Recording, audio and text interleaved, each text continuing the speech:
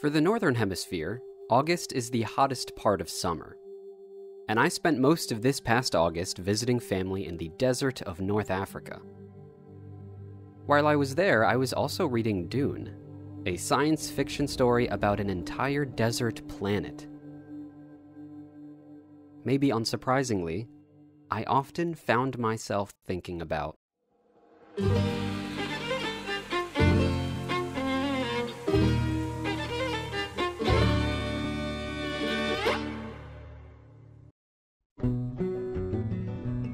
a lot of video games have rain, and some games do a good job of portraying various aspects of it, but no game captures it entirely.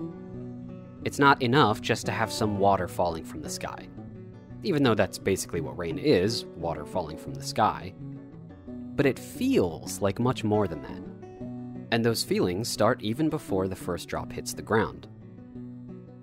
That liminal time period when you can tell the rain is on its way. There are a combination of warning signs. Sometimes the wind comes to a standstill and things become quiet. Sometimes the wind picks up and starts pushing the trees around. In either case, the air usually becomes humid and heavy. Sometimes it'll be chokingly humid, then you know a big one is coming. And the sky. Sometimes a glowing blanket of overcast clouds, sometimes an eerie gray-green. And yet, amidst all these signs, there remains a crucial uncertainty. Nothing is guaranteed. You look outside and you wonder, is it gonna rain? I think it's gonna rain. And even if you hear distant thunder rolling closer, you can never be sure.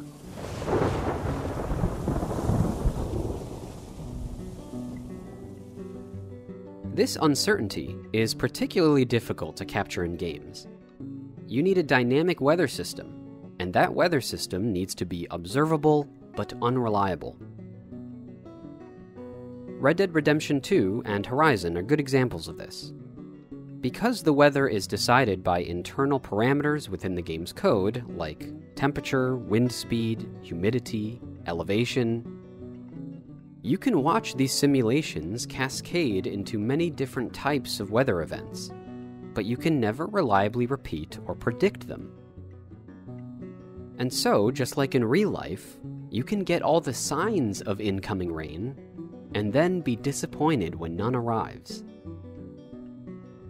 Maybe the clouds emptied before they got to you, maybe the storm changed direction. Whatever the reasons, the uncertainty of the pre-rain time period adds to the satisfaction when it eventually falls. But what if the rain never falls? I thought that after a certain time period without rain, say 4 months, you would be in what's called a drought. But I was wrong. The classification of drought is not about how much rain an ecosystem gets. It's about how much rain an ecosystem needs. Meaning, because each ecosystem is different, their droughts are different. In fact, a drought in one place may look like another place's wet season. For example, the rainiest summer in the desert of Arizona would be a death sentence for the Amazon. The animals and plants and people of an ecosystem have adapted to a certain amount of rainfall. Their organs and cells and metabolisms have evolved to work within a certain range of water usage. And if the ecosystem receives drastically less water than what is expected, the life processes like reproduction, germination, cell repair are disrupted to the point of breaking, and the life in that ecosystem starts to die off. Their circumstances have outpaced their adaptability to survive. To avoid this, life forms have developed a full spectrum of adaptations to deal with water scarcity. For plant life, this includes the ability of grass to slow its growth, or of trees to drop their leaves earlier in the season to prevent losing water through the leaf surface. Oppositely, succulents store their water in their leaves, and the waxy surface prevents evaporation. The spines and hairs on cacti also limit evaporation. Some plants, like yucca, have deep root systems to more efficiently seek water. Other plants have shallow and wide root systems to absorb more surface water from a larger area. More aggressively, juniper trees can self-prune, steering water only toward the branches required for survival. And mosses can withstand complete dehydration. The animal world has also pushed their adaptations to interesting extremes.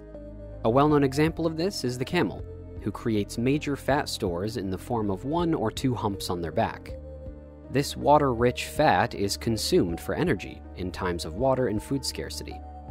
By the way, a camel with 1 hump is called a dromedary, and a camel with 2 humps is called a Bactrian. A lesser-known critter is the Australian thorny devil. The skin of this lizard has a special property: a microstructure of overlapping scales with channels running in between. The geometry of their scales enables them to collect water by capillary action and passively transport it to their mouth. By walking through dewy plants, and even from what little moisture there is in the sand, the thorny devil can collect any water it comes into contact with and work that water along its scales and up to its mouth. Another resident of the desert, the Spinifex hopping mouse, has the most efficient kidneys in the animal kingdom. They continue to recycle and reabsorb the water from the food they eat, and as a result, their urine is solid, wasting no precious water in the form of liquid waste. The human world has found its own ways of conserving and capturing water in the absence of rain. One example are these mesh nets, used to capture low-hanging clouds and provide that collected water to regions whose rainfall has been decreasing year after year. Back on the edge of the desert in Morocco, evening has fallen. The clouds are here. They move through the nets. On average, 37,000 liters of water end up in the cistern when clouds and fog pass through the nets for a whole night. All these adaptations, both biological and technological, are simply the age-old struggle to stay alive long enough to see the next rainfall.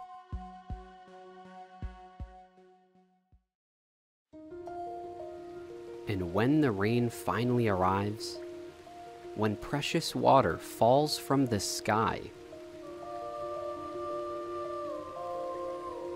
I can almost feel a collective sigh of relief from the grass and the trees and the soil. I'm sure for a lot of bugs it's mayhem, but for us larger life forms, or for me at least, it's a symphony. And the orchestra is billions of crashing raindrops compounding into the experience we know so well. One of the first things you might notice is the scent of the rain. It's called petrichor, and it is technically not the rain you are smelling. In prolonged dry periods, plants will create oils to preserve moisture and inhibit seed germination.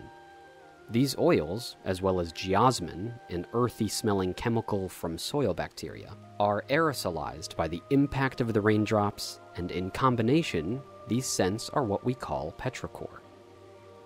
In autumn, the smell of dead leaves adds another layer to the aroma. In terms of parts per billion, humans are better at smelling petrichor in the air than sharks are at smelling blood in water. I think the strength of that primal sensitivity is a small indicator of our ancestors' reliance on rain for survival. It's a scent that speaks to our deepest ancestral memory and tells it, your crops will not fail. Your livestock will not starve. You will live. And then, of course, there is the sound of the rain.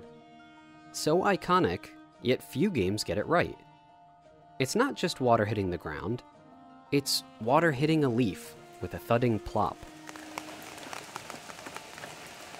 Or landing on a car with that muffled metallic tap. It's the sound of rain pooling up or running down a slope. Maybe the flat crashing sound of a little waterfall.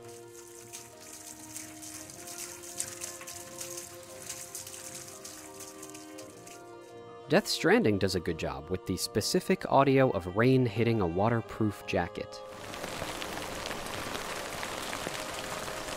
And I think Days Gone does a good job with distant thunder.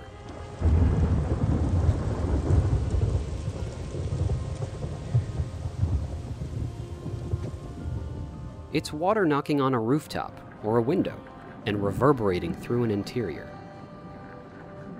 Those last two sounds are particularly evocative for me. Hearing rain on the roof and windows means that there is a roof and windows between me and the rain. It's an acoustic reminder of the shelter and comfort that I often take for granted. Maybe that's why a nap during the rain is one of the best naps you can have. On some deep level, the sound of rain indicates an opportunity for rest. I've noticed even my cat sleeps deepest on rainy days. I wonder why that is. On a larger scale, I find that the blanket of sound that rain creates is soothing, whereas a sound of equal volume but coming from an isolated source would be alarming. I think this is because there is a dampening effect of rain. The wall of water absorbs distinct sound sources and creates a kind of natural white noise, surrounding my ear rather than piercing it. This surrounding effect is important. If a game wants to capture the authentic sound of the rain, they should have multiple sound sources. Not just a single audio track of a generic rainfall, but many little samples of audio that combine to form a three-dimensional audio map of the rain and thunder that my character can listen and walk through. The idea was that if we stopped using just a rain sound and instead used lots of 3D audio sources for raindrops hitting the ground at all sorts of locations around you, then at some point your brain would take a leap and you'd begin to have this feeling of real presence inside the virtual world of the game. Even more difficult to capture is the look of the rain. To fully represent rain, a game developer would have to simulate all the physics of rain. The clouds they come from, the temperature and pressure and gravity conditions that result in the raindrops falling, they would need to simulate the air they fall through, the light that passes through them, the objects they hit, and the fluid behavior after they land and pool up. It is currently impossible for games to do all that, so they use tricks. Sometimes very effectively.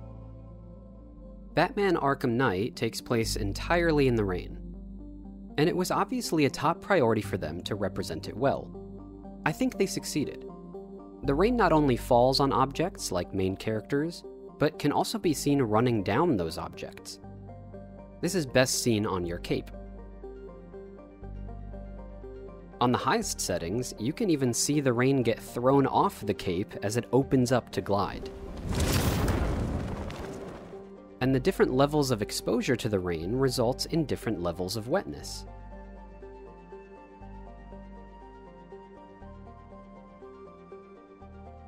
Lights in the world illuminate the raindrops in front of them, and the water pools up in the ground geometry where appropriate. It's not just the look of the rain that's important here, but also the way the rain makes the world look. The slick roads reflect and speckle the light realistically, and turn the dirt to mud that coats the wheels of the Batmobile. Days Gone also deserves a lot of credit in this area. The roads and forests slowly build up with water and are transformed. Your character's clothing becomes darker and heavier, puddles form and the ground gets slick. Your motorcycle even becomes more difficult to drive with the loss of traction. The Last of Us Part 2 was memorable for me in how authentic the vegetation looks under the rain. The leaves reflect the overcast skylighting and slightly bow with the weight of the water. It looks great.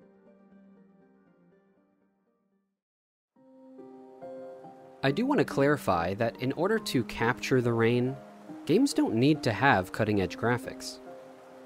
Game visuals can be simplistic or stylized. And while they won't realistically capture the look of the rain, games like Minecraft or Hollow Knight can still capture the feeling of the rain. The isolation, the vulnerability, the melancholy. But for me, there is one major feeling that is at the heart of why I love the rain. That feeling is forgiveness. I don't know about you, but I think life moves too fast. Tasks accumulate faster than I can complete them, and there is always more that I could be doing. And so free time doesn't feel free. It feels like it comes at the opportunity cost of all the things I could be doing. And the guilt of not doing those things ruins any enjoyment of that free time. But rain makes everything a little more difficult, enough that some things no longer make sense to do, like outdoor work or driving unless you need to. In the fast-moving American culture that demands constant productivity, rainy days fulfill my desire for the world to move slower. Rain can give me permission to do less and allow me to have guilt-free respite. My brain can enjoy some free time instead of anxiously resenting it. But what if the rain doesn't stop? What if the water starts to exceed the retaining capability of the soil and the infrastructure?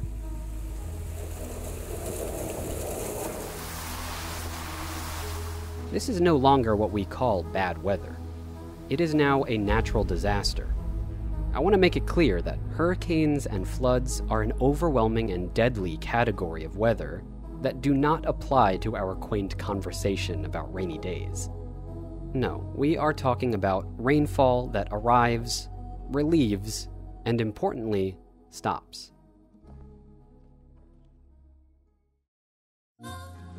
And when it does stop, its presence is still felt for a while. In the lingering drips of water off the trees, in the sunlight that peeks through the now empty clouds, twinkling on wet leaves, and baking the water off rooftops. It is felt in the purity of a world temporarily washed clean of dust and pollen. And slowly but surely, that world rolls back up to speed to resume its demands on your time. I think the forgiveness that I feel during the rain might be less an indicator of how nice rainy days are, and more an indicator of how poorly we treat sunny days. We try to take advantage of good weather days and use them to their fullest. In one way, it makes sense. Get as much done as you can while the good weather lasts. But I think we waste good weather days being productive. Part of why I anticipate the rain is because I look forward to being let off the hook. I think more often we should be able to do less, not abuse those good weather days, and actually enjoy them. We shouldn't have to wait for bad weather in order to slow down. But until we learn that lesson, for those of us who love the rain, bad weather is the best weather.